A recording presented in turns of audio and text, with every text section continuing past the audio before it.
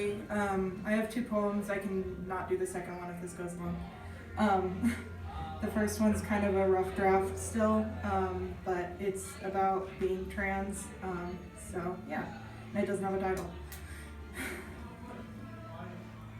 I want to burn bridges. It's easier to sprint for cover, deny, ignore, than stay and suffer being loved as something I never was. I'm grasping my family with fingernails bit down to the quick, reaching out for friendship with my lack of gender catching in my throat. I can't swallow it down anymore. Reaching out to drag it out and offer it, a brick in hand. Please see me. I'm brittle, breakable, nothing that hasn't been said 100 times, but I'll say it 100 more under my breath. I want to be brutal, vindictive, brick in hand, angry, all chewed raw and clawing, ready to push away, fight back. Chewed up nails biting into my hands, and my hands form fists. Brittle knuckles cracking while my tear-stained eyes read articles and think pieces debating my own humanity. My spine is compressed under the weight of the word her. Brick in hand, I say I'm building a home for me and mine, my loves, my heart extended in 1,000 different directions, and if you come for any of them, I'm coming back, fucker. But let's edit this to reflect reality.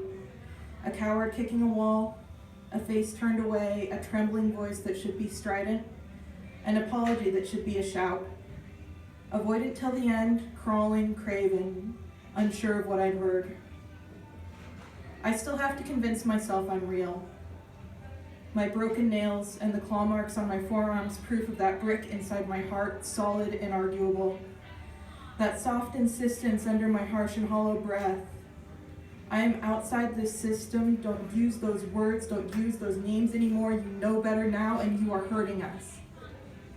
Cling to that hurt, understand our pain is deep, and our joy in knowing ourselves is deeper. I say these things in my hollow voice. I could turn away, breakable and replaceable, towards worlds that don't require me to break. I am whole. It's the world that's chipping away, bleeding my bones brittle. Brittle cowardice, little voice, so little noise spoken from the tempest inside of me. I'll build these bridges, and I'll build them out of bricks I could be throwing, but you have to step onto that bridge. I want to love you still. I'm building this bridge, but it's brittle and it's crumbling, and these bricks are falling down around me every time you say your grammar is worth more than my life. Someday these bricks are going to bury me.